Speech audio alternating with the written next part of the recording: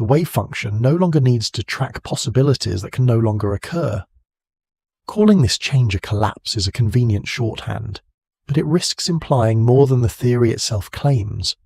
What actually matters is not observation in the everyday sense, but measurement as a physical process. To measure something is to let it interact with another system in a way that leaves a trace. That trace might be a mark on a screen, a current in a circuit, or a change in a detector. In every case, the system being measured becomes linked to its environment. That linking is irreversible. Once information about a quantum system spreads into the surrounding world, the delicate balance of possibilities that existed before cannot be maintained. The system is no longer isolated. Its future behavior must now be consistent with the record that has been created.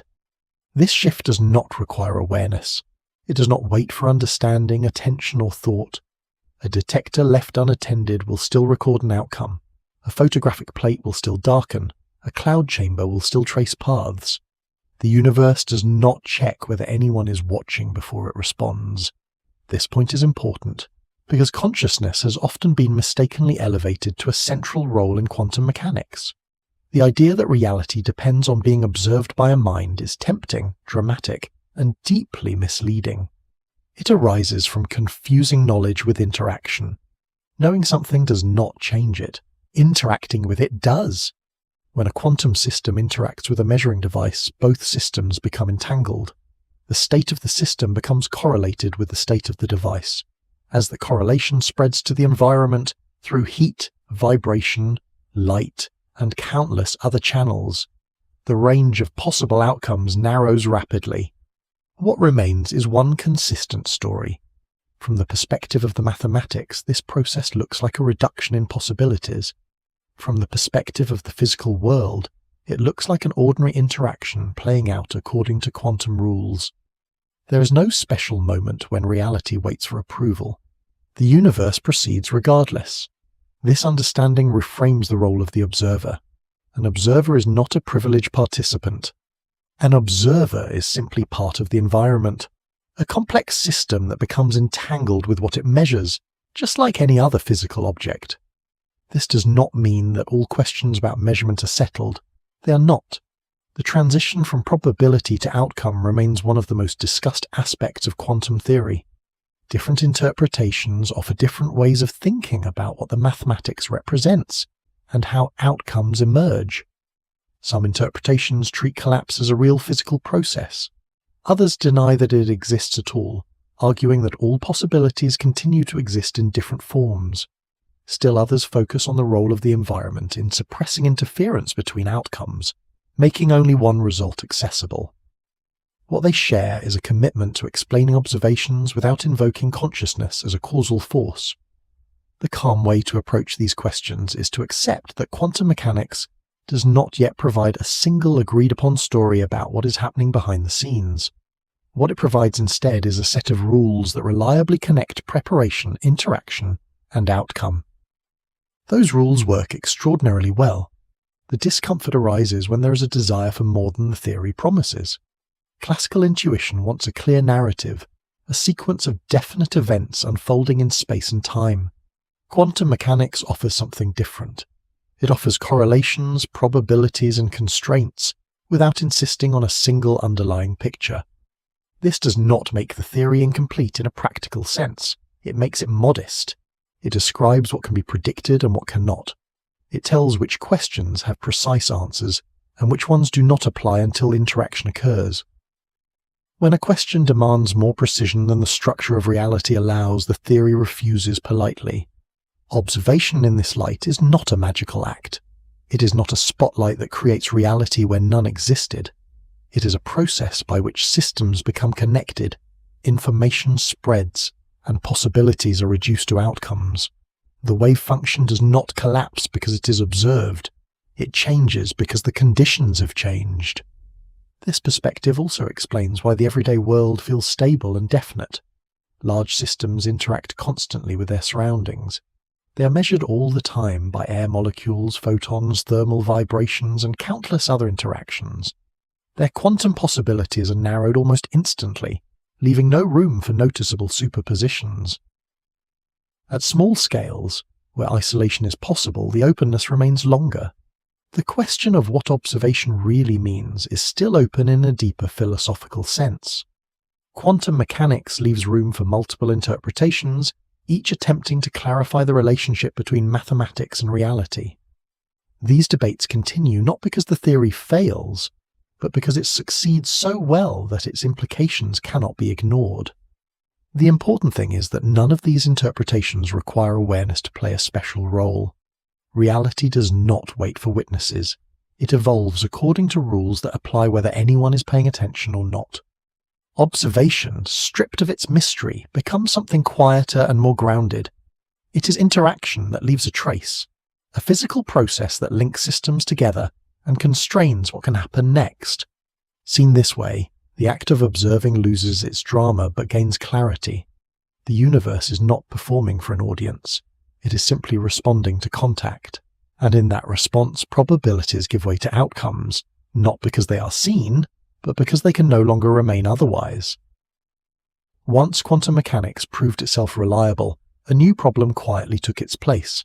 The equations worked. The predictions matched experiments with astonishing precision. Atoms behaved as expected. Light and matter interacted exactly as the theory said they should. And yet, when it came to explaining what all of this meant, confidence thinned. Physicists found themselves in an unusual position. They had a framework that delivered correct answers again and again, but no single story that everyone agreed described what was really happening beneath the surface. Instead of one clear picture, there were several competing ways of interpreting the same mathematics. The most influential of these came to be known as the Copenhagen interpretation. Despite its name, it is not a single, rigid doctrine. It is better thought of as a family of ideas shaped by early pioneers of quantum theory, particularly Niels Bohr.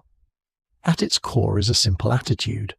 Quantum mechanics does not describe an objective reality independent of observation. It describes the outcomes of experiments. Asking what happens between measurements, in any deeper sense, is not always meaningful. This perspective is often misunderstood as evasive, but it was born out of pragmatism rather than philosophical laziness. The equations of quantum mechanics do not assign definite properties to systems before measurement. They assign probabilities. Those probabilities are not guesses. They are the most complete description the theory provides.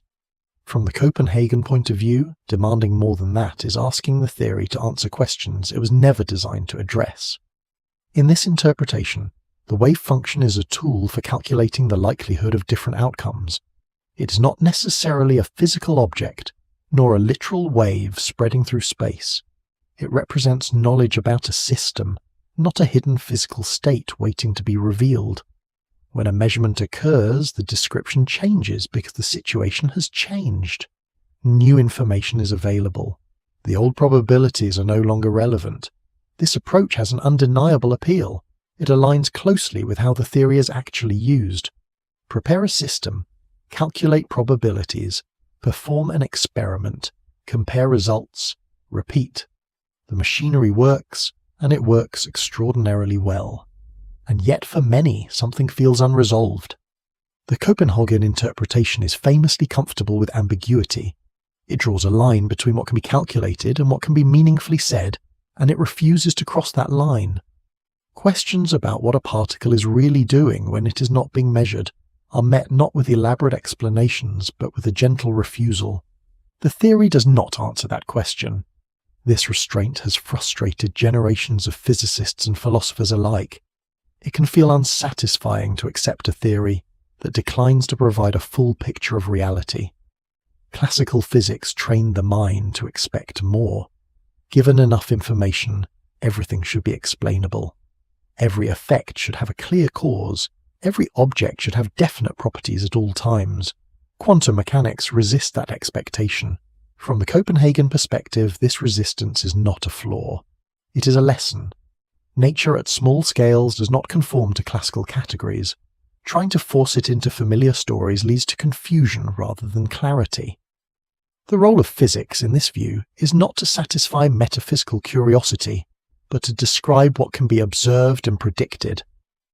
This attitude is sometimes summarized by a phrase that has become both famous and infamous: shut up and calculate.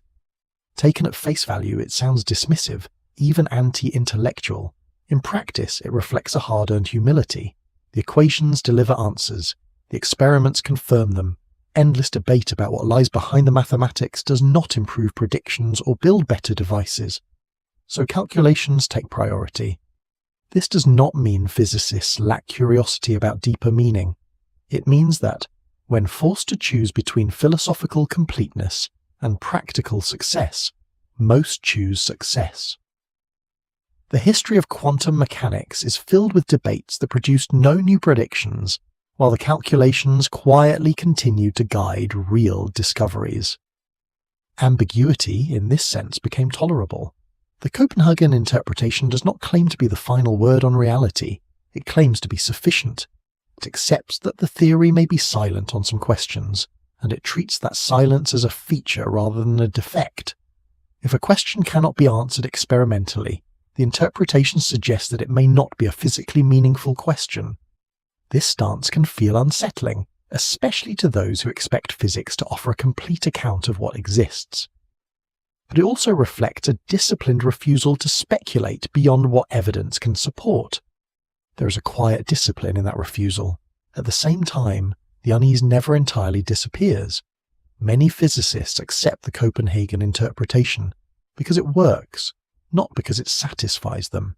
They use it as a practical framework while remaining open to alternative interpretations that might offer a clearer picture without sacrificing accuracy.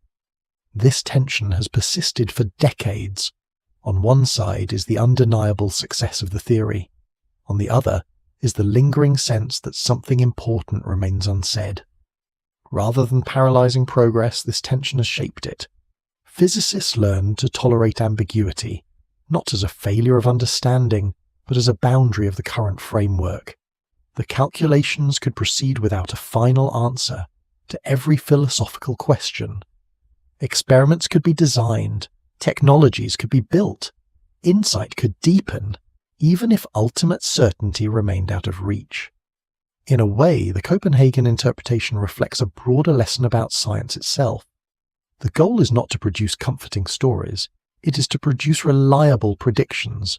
When those predictions succeed, they earn trust, even if the interpretation that accompanies them feels incomplete.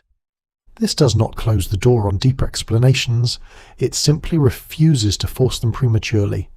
The phrase "shut up and calculate" is often quoted with a hint of rebellion, but it can also be read as an invitation to patience. Use the tools that work. Acknowledge what they do not yet explain. Leave room for future understanding. Choosing an interpretation, then, is not about allegiance, it is about emphasis. The Copenhagen approach emphasizes restraint, practicality, and respect for what the theory actually delivers. It accepts uncertainty at the level of meaning while insisting on precision at the level of prediction. For many working physicists, that balance has been enough. Not because it resolves every question, but because it allows the work to continue without pretending that unanswered questions have already been settled. In the quiet space between certainty and curiosity, the Copenhagen interpretation has endured, not as a final answer, but as a workable way forward. One response to the unease surrounding measurement is to remove the problem altogether. Instead of asking why one outcome appears and the others disappear, this approach asks a different question. What if none of the outcomes vanish at all? This idea forms the heart of what is known as the many worlds interpretation. At first hearing, the name alone can pull the imagination towards science fiction. Endless universes, dramatic splits, copies of reality branching at every decision. These images are vivid, but they're not the best way to understand what the interpretation is actually proposing. At its core, the many worlds interpretation is surprisingly conservative. It does not add new rules to quantum mechanics. It does not introduce special moments of collapse. It takes the mathematics exactly as it stands and follows it to its logical conclusion, even when that conclusion feels uncomfortable. The key move is simple. The wave function never collapses. According to the equations of quantum mechanics, the wave function evolves smoothly and deterministically over time. There is no term in the mathematics that explicitly describes a collapse. That idea was introduced later as a way of connecting probabilities to definite outcomes. The many worlds interpretation asks what happens if that extra step is removed. If the wave function always evolves according to the same rules, then every possible outcome allowed by the mathematics continues to exist. When a measurement occurs, the system does not choose one result. Instead, the combined system of observer, apparatus, and environment becomes entangled in such a way that different outcomes no longer interfere with one another. The result is branching. Each branch contains a consistent version of events, with a definite outcome recorded. Within any given branch, the world appears perfectly ordinary. Measurements have single results. Cats are either alive or dead. Instruments show clear readings. Nothing feels fuzzy or unresolved. What has changed is not the experience within a branch, but the structure of the overall description. Branching is not something added by hand. It emerges naturally from the mathematics when systems interact and entangle. Once different outcomes become correlated with different states of the environment, they effectively decouple. They stop influencing one another. From that point on, each branch evolves independently.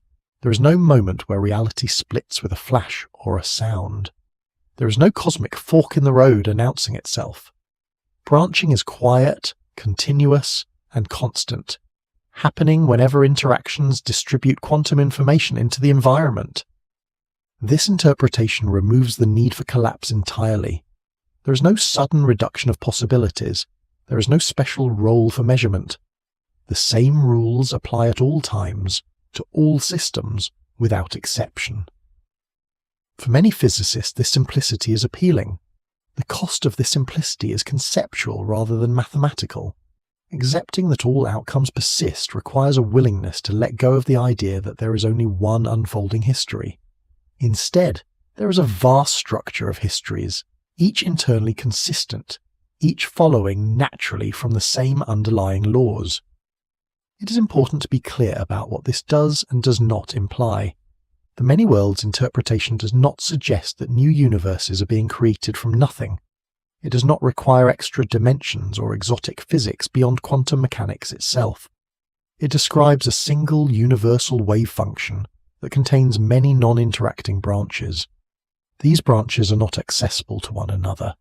Once they separate, there is no communication, no influence, no way to move between them.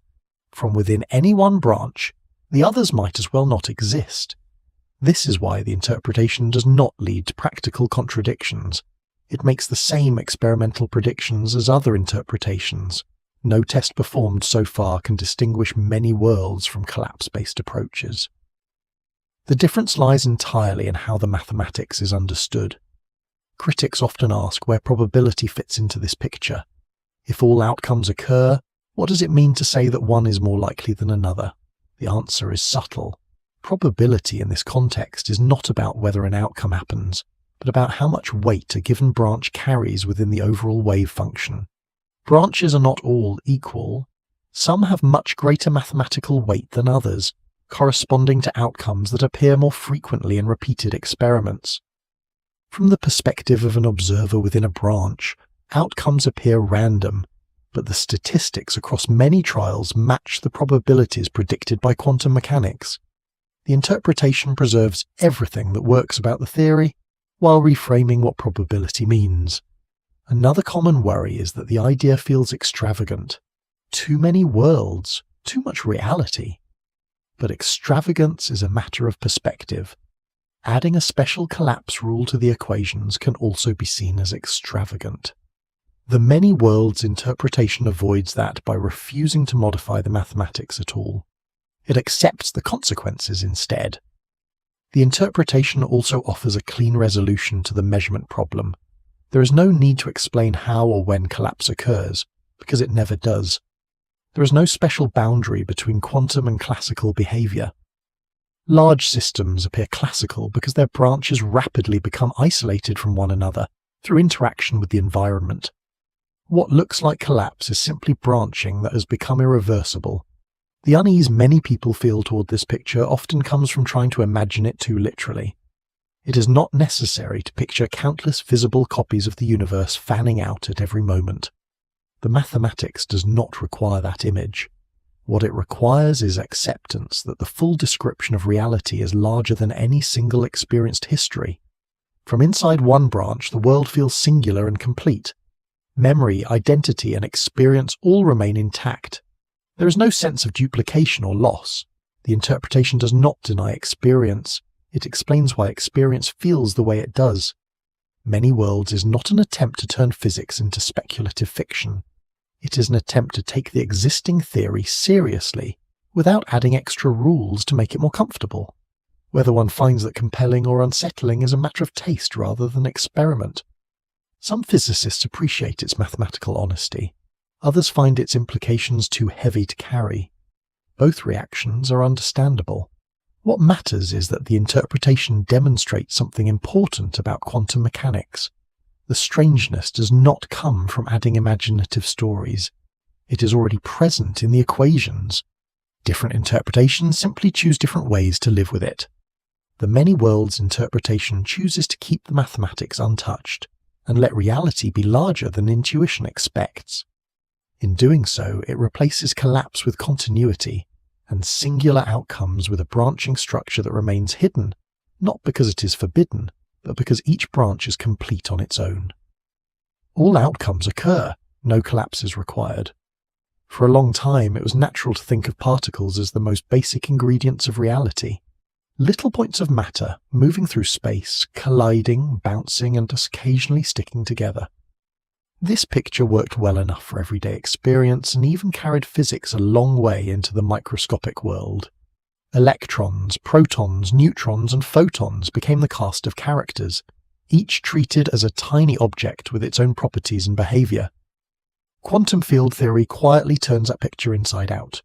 Instead of beginning with particles, it begins with fields, not as optional additions or mathematical conveniences, but as the underlying fabric of reality itself. In this view, particles are no longer the foundation. They are events, temporary excitations that appear when fields are disturbed in particular ways. This shift can feel subtle at first, but it changes everything. A field in this context is something that exists everywhere, even in places where nothing seems to be happening. It assigns a value or a potential for activity to every point in space. Some fields describe electrical effects, others magnetic behavior, others still are responsible for mass or interaction strength. Space is not an empty container holding particles. Space is saturated with fields. When nothing disturbs a field, it sits quietly in its lowest energy state. When something does disturb it, the field responds, and that response can appear as a particle. In this way, a particle is not a tiny object traveling through an empty void. It is a ripple, a localized vibration of an underlying field, carrying energy and momentum as it moves. Much like a wave on the surface of water, it has a presence and an effect, but it is inseparable from the medium that supports it. This analogy is not perfect, but it captures the spirit of the idea. There is no electron without the electron field, no photon without the electromagnetic field. The particle is what the field is doing at that moment. Quantum field theory brings together quantum mechanics and special relativity into a single framework. It treats fields quantum mechanically, allowing them to fluctuate, interact, and exchange energy in discrete ways. The mathematics can become intricate, but the conceptual core is surprisingly simple. Fields are fundamental, particles are secondary. This helps resolve several puzzles that arise when particles are treated as the deepest layer of reality. For example, particles can be created and destroyed. They appear in interactions and vanish again without leaving debris behind. If particles were truly fundamental objects, this behavior would be difficult to reconcile. If they are excitations of fields, creation and destruction become natural. Energy goes into a field. A ripple appears. Energy leaves, and the ripple fades. The same reasoning applies to forces. In quantum field theory, forces are not mysterious influences acting at a distance. They arise from interactions between fields. When two charged particles repel or attract, what is really happening is an exchange of disturbances in the electromagnetic field. The language of force is a convenient summary of deeper field behavior. This framework also reshapes how solidity itself is understood. At first glance, solid objects feel firm, impenetrable, and stable. Tables do not collapse when touched. Walls resist motion. This seems to suggest that matter is made of rigid building blocks stacked together. Quantum field theory offers a different explanation. Solidity emerges from interaction. The atoms in a solid are held in place by electromagnetic interactions between electrons and nuclei. These interactions are described by fields responding to one another. When a hand presses against a table, the fields associated with the atoms in the hand interact with the fields associated with the atoms in the table. The resistance felt is not the collision of hard objects, but the result of fields strongly opposing further overlap. The sensation of solidity is a consequence of balance, not rigidity. On very small scales, most of what makes up an atom is empty space. The nucleus occupies a tiny region at the center, while electrons exist as probability clouds around it. Yet when many atoms come together, their fields arrange themselves into stable patterns that resist disruption. What feels solid is a collective effect, arising from countless field interactions operating together. This perspective helps explain why matter can be both sturdy and fragile. Fields can form stable configurations, but they can also be rearranged. Change the arrangement, and the properties of matter change with it. Solids melt, metals conduct, insulators resist. All of this flows from how fields are organized, not from the intrinsic hardness of particles. Quantum field theory also provides a natural way to understand why different particles exist at all. Each type of particle corresponds to a different field, with its own properties and behavior. Some fields allow heavy excitations, others only light ones. Some interact strongly, others barely at all. The diversity of particles reflects the diversity of fields. In this picture, the universe resembles a layered ocean rather than a pile of objects. The surface may appear calm or busy depending on conditions, but beneath it lies a continuous medium capable of supporting many kinds of motion. What we call particles are the visible signs of that motion. This does not mean that particles are illusions. They're real, measurable, and useful concepts. It means that they are not the deepest layer. Treating them as fundamental works in many situations, just as treating waves as objects can be useful when studying water. But when pushed too far, that picture breaks down. Fields endure where particles come and go. One of the quiet strengths of quantum field theory is that it unifies many ideas that once seemed separate. Forces and particles become two sides of the same coin. Creation and annihilation become natural processes. Even the vacuum, as seen earlier, takes on a richer character, shaped by the fields that fill space even in their lowest energy states. From this viewpoint, the universe is not made of things sitting in space. It is made of activity occurring in fields that define what space itself can do. Matter, light, and interaction all arise from this deeper layer, emerging when conditions allow. This does not strip the world of familiarity. Tables remain solid. Light still shines. Particles still register in detectors. What changes is the explanation beneath those experiences. Solidity is no longer a primitive fact. It is a result. Quantum field theory does not ask that intuition be abandoned entirely. It asks that it be refined. The world feels like it is built from objects because, at large scales, field excitations behave in stable, object-like ways. At smaller scales, the continuity underneath becomes hard to ignore. Fields beneath everything do not make reality less real. They make it more coherent. They provide a common foundation from which particles, forces, and even empty space itself can be understood as variations on a single theme. The universe, at its deepest level, is not a collection of tiny beads. It is a set of fields, always present, quietly shaping everything that can appear. Once fields are accepted as the deeper layer beneath particles, the question naturally shifts from what things are made of to how many kinds of excitations exist and how they behave. Over the past century, physicists have assembled a remarkably successful catalogue of these excitations, a framework known as the Standard Model. It is not a theory of everything, and it does not claim to be complete, but within its limits it works with extraordinary precision. The Standard Model is best thought of as an inventory, a carefully organised list of the known fundamental particles and the rules that govern how they interact. It does not explain why these particular particles exist, or why they have the properties they do. It simply describes them accurately enough that experiments and predictions line up to an almost unsettling degree. At the heart of this inventory are two broad families of matter particles known as quarks and leptons. These are not objects in the everyday sense, but stable patterns of excitation in their respective fields. They do not break down into smaller pieces, at least as far as current experiments can tell. When matter is analysed at the deepest level available, these are the pieces that remain. Quarks are the constituents of protons and neutrons, and therefore of atomic nuclei. They never appear in isolation. They are permanently bound together by a powerful interaction that becomes stronger the more one tries to pull them apart. This behaviour is so counterintuitive that it took decades to accept. Instead of weakening with distance, the force between quarks intensifies, ensuring that they remain confined inside larger structures. There are several types of quarks, differing in mass and other properties, but they all follow the same basic rule. They combine in specific ways to form composite particles, and those composites make up the familiar matter found in the universe. Every proton in every atom owes its existence to this quiet but relentless rule. Leptons form the second family. The most familiar member is the electron, the particle responsible for electricity, chemistry, and much of what makes matter behave the way it does. Unlike quarks, leptons can exist on their own.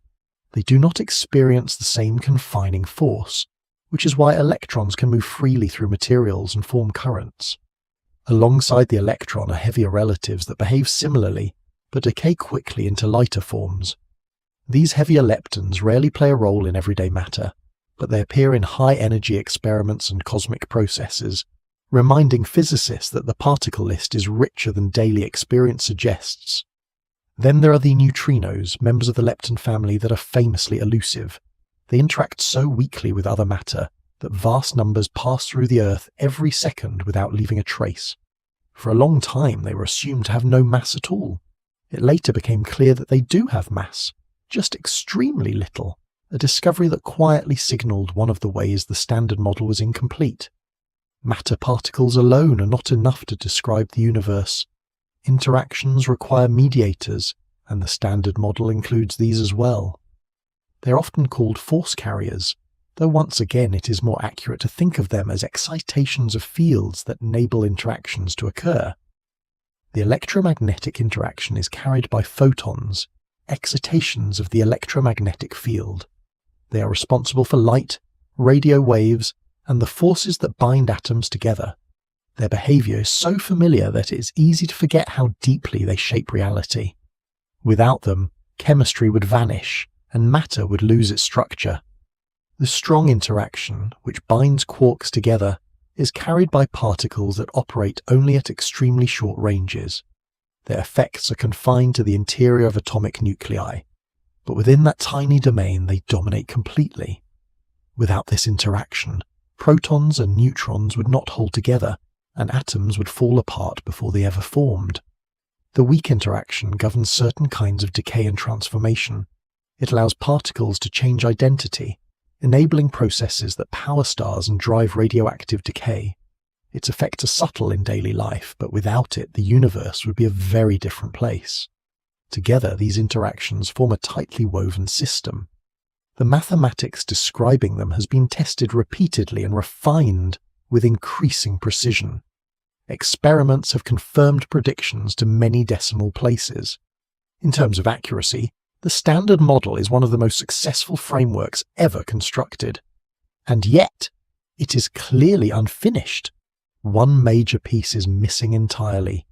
Gravity does not fit comfortably into the Standard Model. While it governs the motion of planets and the structure of galaxies, it is extraordinarily weak at the particle level.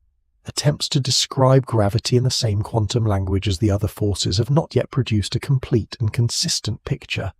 There are other gaps as well.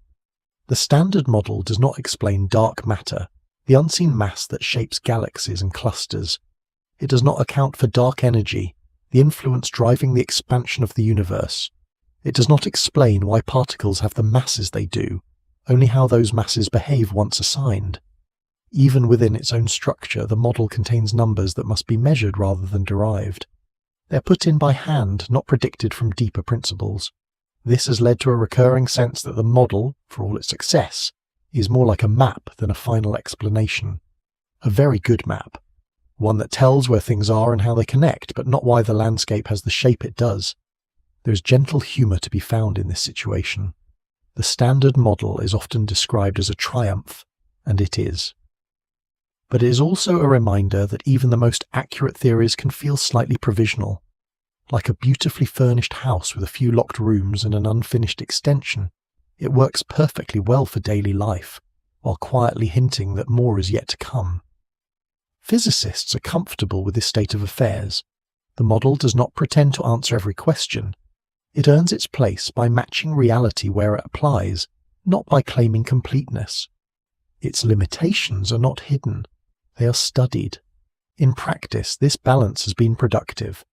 By knowing exactly where the model succeeds and where it fails, physicists can design experiments that probe its boundaries. Every confirmed prediction strengthens confidence. Every discrepancy offers a clue. The known pieces of the universe, as described by the standard model, fit together with remarkable precision. Quarks form nuclei. Electrons shape chemistry. Force carriers mediate interactions. Fields provide the foundation beneath it all. It is an elegant structure, even if it is not the final one. What the model ultimately teaches is a kind of intellectual patience. Understanding can be deep and still incomplete. A theory can be extraordinarily accurate and still provisional. Progress does not require final answers, only better ones. The standard model tells a clear story about what is known. It leaves space, deliberately and honestly, for what is not. When physicists speak quietly among themselves about success, there is one theory that almost always earns a pause of respect. Not because it is simple, and not because it is philosophically satisfying, but because it works with a level of accuracy that borders on the absurd. This theory is quantum electrodynamics, often shortened to QED, and it describes how light and matter interact. At its heart, quantum electrodynamics is concerned with a very familiar relationship: how charged particles, such as electrons, respond to electromagnetic fields, and how light itself participates in those interactions. Every glow, reflection, spark, and electrical current ultimately traces back to this framework.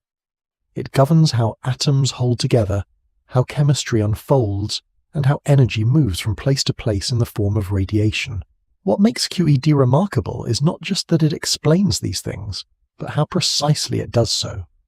When predictions made by quantum electrodynamics are compared with experimental results, the agreement is astonishing. The theory does not merely get the general shape right, it matches reality down to a level of detail so fine that it strains intuition. Measurements and calculations line up with a precision that feels almost excessive, as if the universe were double-checking its work. This accuracy did not appear by accident. QED emerged from decades of careful refinement, driven by the need to reconcile quantum mechanics with the demands of special relativity. Early attempts ran into serious problems. Calculations produced infinities that made no physical sense. Quantities that should have been finite instead blew up without limit. Rather than abandoning the theory, physicists learned how to tame these divergences through a process known as renormalization. The details are technical, but the underlying idea is gentle. Instead of pretending that particles are perfectly isolated points, the theory acknowledges that they are always interacting with surrounding fields. Once this interaction is handled carefully, the infinities cancel in just the right way, leaving behind meaningful, testable predictions. The fact that this procedure works at all is one of the quiet wonders of modern physics. Within quantum electrodynamics, interactions between light and matter are described as exchanges between fields. An electron does not emit or absorb light as a little object tossing particles back and forth. Instead, Disturbances in the electron field and the electromagnetic field influence one another, producing outcomes that appear as emission, absorption, or scattering. This picture allows the theory to account for an enormous range of phenomena. It explains why atoms emit light at specific frequencies. It explains why electrons repel one another. It explains how light bends around obstacles and how materials become transparent or opaque. All of these behaviors arise from the same underlying rules. To make these calculations manageable, physicists often use diagrams introduced by Richard Feynman. These diagrams are not pictures of what actually happens in space and time. They are visual bookkeeping tools that help organize calculations. Lines and vertices represent terms in an equation, not literal paths taken by particles. Even so, the diagrams have become iconic, partly because they give a human scale to an otherwise abstract process. They allow complex interactions to be broken down into simpler components, each contributing a small piece to the final result. When all those pieces are added together, the answer matches experiment with extraordinary fidelity.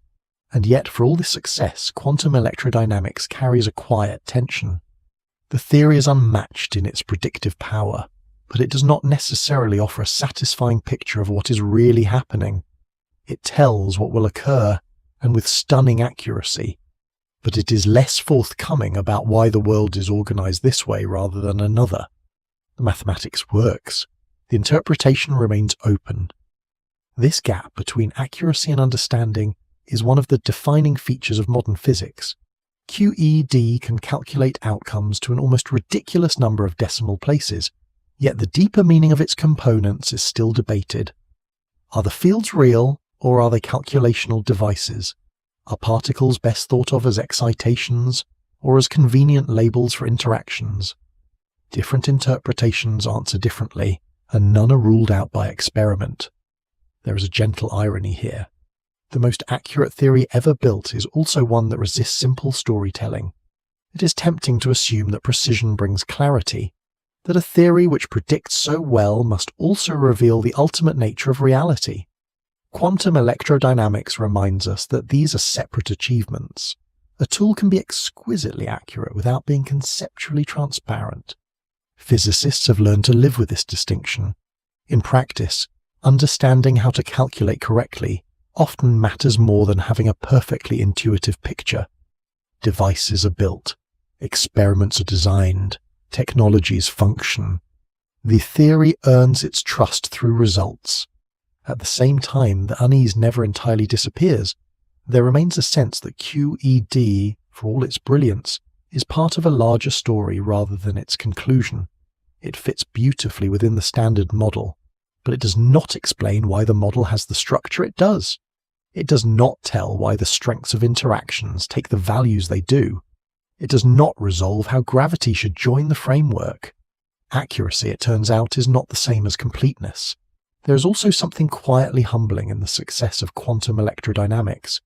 It suggests that the universe follows rules that are internally consistent in ways humans can uncover, even if the reasons behind those rules remain elusive.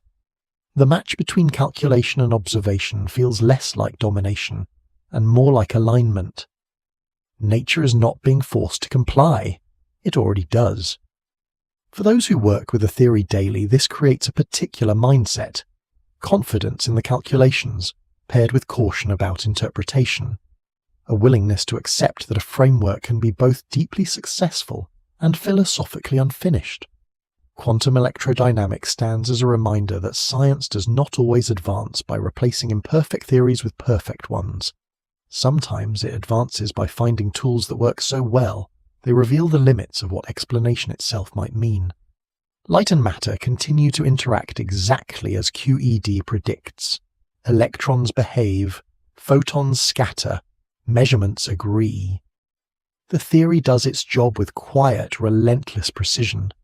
Whether it tells the full story of what light and matter truly are remains an open question, and perhaps that is part of its lesson. Computers feel decisive. A calculation is performed, an answer appears, and the machine moves on. Beneath that smooth surface lies a simple logic built from clear alternatives, on or off, yes or no, one state or another.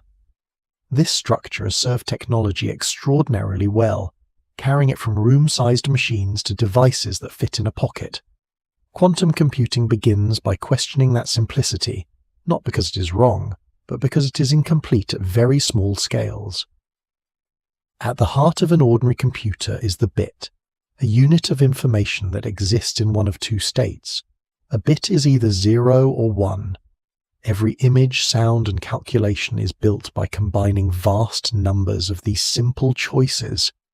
The power of classical computing comes from speed and scale, from performing many operations very quickly and storing enormous amounts of information reliably. A quantum computer uses a different kind of unit, known as a qubit. Like a bit, a qubit can represent 0 or 1. Unlike a bit, it is not limited to choosing immediately. A qubit can exist in a superposition, carrying the possibility of 0 and 1 at the same time, weighted in specific ways. This does not mean the qubit is confused. It means it is described by a broader set of possibilities until interaction forces a specific outcome. When multiple qubits are combined, their possibilities do not merely add, they intertwine. The system can explore many configurations at once, not by racing through them one after another, but by allowing them to coexist within a single evolving state. This behavior is often described as parallelism, though that word can be misleading if taken too literally. A quantum computer is not trying every possible answer simultaneously, in the way a group of classical computers might. It is shaping a landscape of possibilities and guiding it so that certain outcomes become more likely when measured. This guidance is subtle and fragile. Quantum states are easily disturbed. Interaction with the environment, even in small amounts, can disrupt the delicate superpositions and correlations that give quantum computation its power. Heat, vibration, stray electromagnetic fields, and random noise all work against coherence. As a result, building and maintaining quantum computers is extraordinarily challenging. The qubits themselves can take many forms. They may be realized using trapped ions, tiny currents in superconducting circuits, or other carefully controlled quantum systems. Regardless of the physical implementation, the underlying challenge remains the same. The system must be isolated enough to preserve quantum behavior, yet accessible enough to be manipulated and measured. This balance is difficult to achieve. Because of these constraints, quantum computers are not general replacements for classical machines. They excel at certain kinds of problems and offer little advantage for others. Tasks involving large amounts of straightforward arithmetic or everyday data processing are usually better handled by classical computers, which are faster, more stable, and far easier to scale. Quantum computing shines in more specific domains. Certain problems involving optimization, simulation of quantum systems, and particular kinds of pattern searching can benefit from quantum approaches. These are problems where the structure of the task aligns naturally with the way quantum states evolve. When that alignment exists, a quantum computer can reach solutions in ways that would be impractical for classical machines. Even here, expectations must be tempered. Much of the popular conversation surrounding quantum computing leans toward dramatic futures and revolutionary change. Machines that break all encryption overnight. Devices that instantly solve any problem. These narratives make for exciting headlines, but they oversimplify both the promise and the limits of the technology. In reality, quantum computers are specialized tools. They do not think faster in every way. They think differently. Their strength lies in exploiting superposition and entanglement to reshape problem spaces, not in brute force calculation. Designing algorithms that take advantage of this behavior is itself a complex task, requiring deep understanding of both quantum physics and the structure of the problem being addressed. Progress in this field has been steady rather than explosive. Small quantum processors exist and can perform controlled experiments. They demonstrate principles rather than universal capability. Errors remain a major obstacle. Correcting those errors requires additional qubits, which increases complexity and introduces new challenges. The path forward involves incremental improvement rather than sudden transformation. There is also an important philosophical shift embedded in quantum computing. It reflects a move away from thinking of computation as a sequence of definite steps toward viewing it as an evolution of probabilities. The answer emerges not because every wrong path is eliminated, but because the right path is amplified. This way of thinking mirrors the quantum world itself. Possibilities are allowed to exist together. Interference shapes outcomes. Certainty appears only at the end. That parallel is not accidental. Quantum computing does not impose a new way of thinking onto physics. It borrows one that physics has been using all along. The technology works best when it respects the grain of the quantum world, rather than trying to force it into classical molds. For now, classical and quantum computing coexist comfortably. Classical machines handle the vast majority of tasks efficiently and reliably. Quantum devices explore niches where their unusual properties offer genuine advantages. The two approaches complement rather than replace one another. There is a quiet maturity in recognizing this balance. Quantum computing is not a shortcut to intelligence, nor a replacement for human thought. It is a specialized extension of computational capability, shaped by the same quantum rules that govern atoms, light, and matter.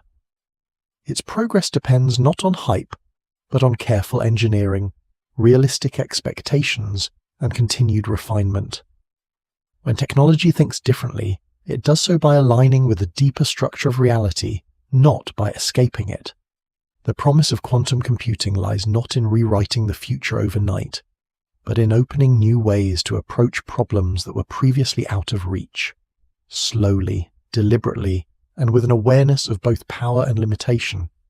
In that sense, it is less a revolution and more a conversation between physics and technology, one that is still learning how to listen.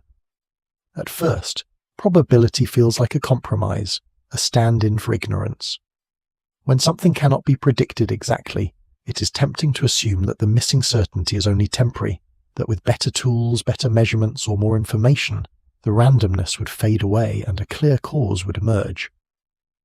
This expectation runs deep, shaped by centuries of classical thinking, in which uncertainty usually meant incomplete knowledge rather than an incomplete world. Quantum physics gently challenges that assumption. At the smallest scales, probability does not behave like a placeholder for what is not yet known. It behaves like a fundamental feature of how reality unfolds. The theory does not merely use probabilities as a practical shortcut. It builds them into the structure of its predictions. Even when everything that can be known is known, outcomes remain probabilistic. This is not because the universe is careless. It is because the universe appears to be organized this way. In classical physics, randomness often signals ignorance. Toss a coin, and the result feels random only because tracking every air current, muscle movement, and surface interaction is impractical. In principle, the outcome is determined. With perfect information, the future could be calculated exactly. Probability enters the picture only because perfect information is unavailable. Quantum randomness is different. When a quantum system is prepared in the same way again and again, and measured under identical conditions, the results vary. Not because something was missed, but because the theory itself assigns only probabilities to outcomes. The same preparation leads to a distribution of results, not a single inevitable one. Nothing is being hidden. There is no deeper list of facts waiting to be uncovered that would restore certainty. The probabilities are not masks. They are the content. This distinction matters because it reshapes the relationship between prediction and explanation. Quantum physics does not fail to predict outcomes. It predicts them in a different way. It predicts how often each outcome will occur, not which one will appear next. Over many trials, the statistics settle into stable patterns. Those patterns are as reliable as any law in classical physics. What changes is the level at which certainty applies. The universe, in this view, is not a machine ticking forward along a single track.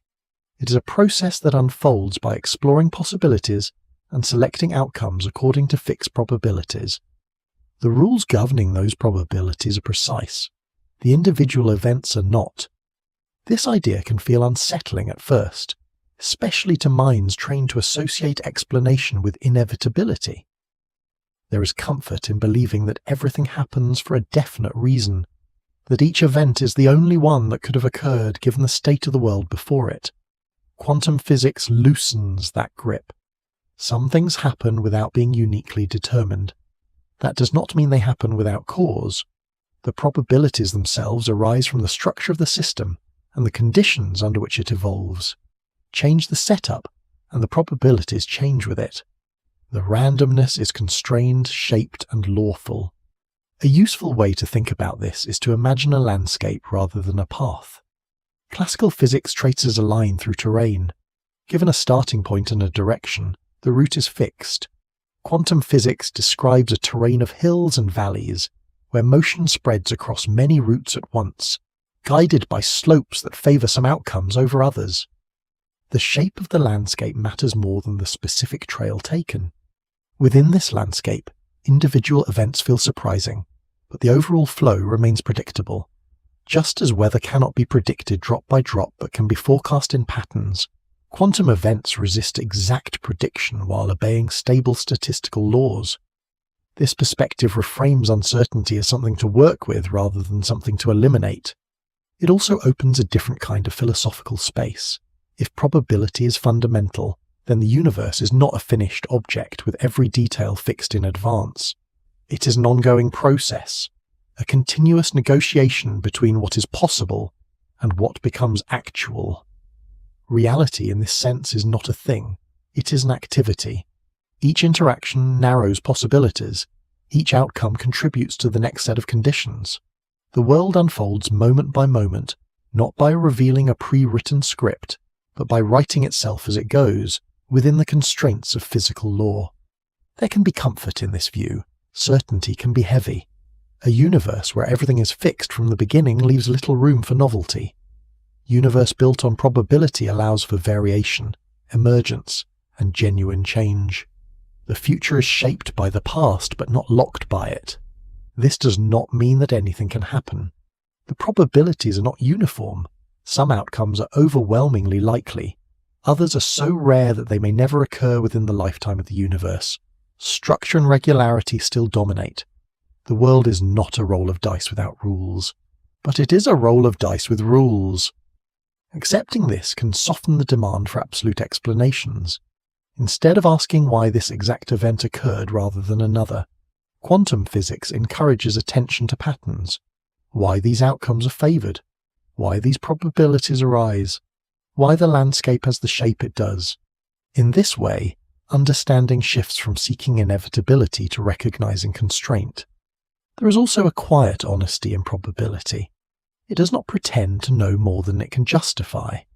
It does not invent hidden mechanisms to preserve certainty when none is required by evidence.